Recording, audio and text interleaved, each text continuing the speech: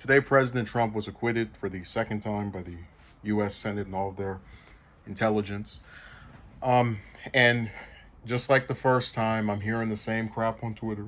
Oh my God, the Republicans have no values and they voted to keep that madman as their leader and they didn't strike out against him and condemn him. And oh, I'm so shocked.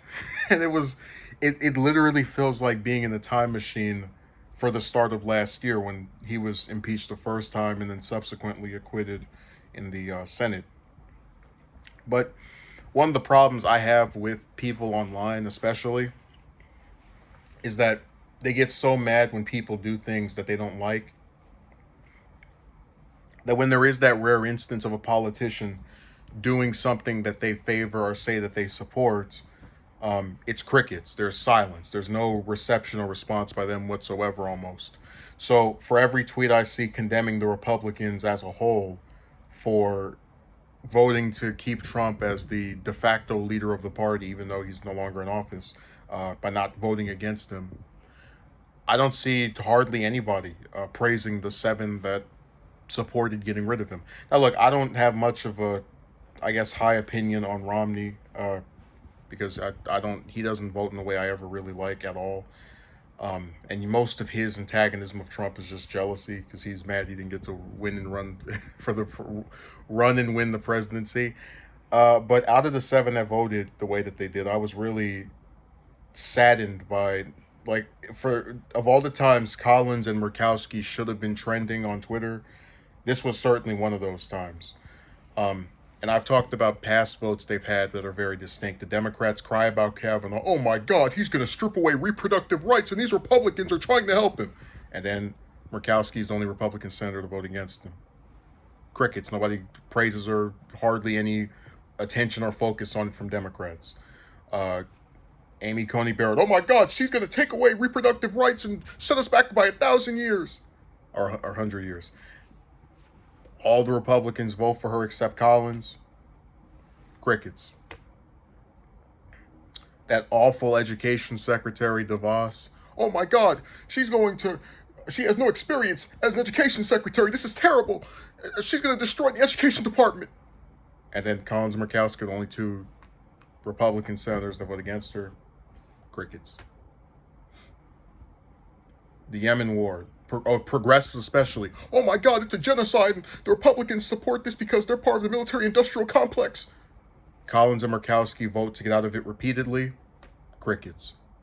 I guess I'm not even surprised anymore, but I thought because there's such a group of people, because really the impeachment boils down to Trump derangement syndrome, where he's not in office anymore. He, first of all, these people started when he only had a couple of days left.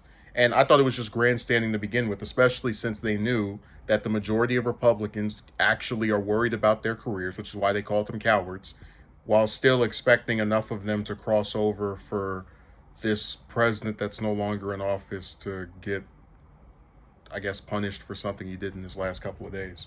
I mean, it was a fool's run from the start of it, but again, the running theme they have when criticizing people who voted the way they didn't like is to say they're all cowards and they want to be in their position and keep their jobs so badly that they have no principles.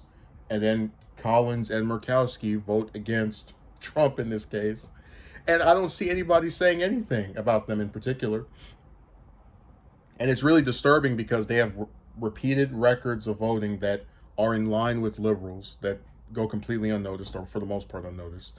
And while Collins got reelected recently, and you can tell that's why she's being braver, she still voted against his Supreme Court nominee at a time where it looked like she was going to lose running for her next term. And none of the liberals said anything about it.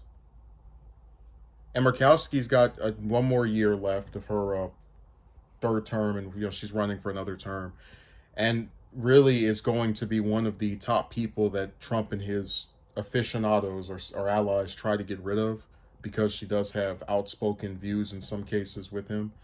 And again, I don't see people getting upset that they want to get rid of someone for not following the leader at all points. It's sad because, and this is why I was talking about this thing of how when Republicans actually have a mind of their own or have principles, um, on certain issues, it seems like they're stuck in this pattern. If they vote the way that's what the rest of the Republicans and Democrats will say, oh, you're just part a stooge and you go along with whatever the rest of your party wants. If they vote the way the Democrats want, they might get a couple of them to say something on Twitter, and then nobody donates, nobody says, hey, this is one I want to keep around because they actually seem nuanced and less likely to just randomly support or rather ardently support the positions of their party. And it's just damned if you do, damned if you don't. And that's unfortunately been the fate of Collins and Murkowski. But I'm really glad they voted this way because it's just more proof that they will do things that the rest of their party doesn't, and actually have spines, unlike most of the people on their team, and unlike most of the Democrats. So I appreciate them for this story, but not so much the reception they're likely to get.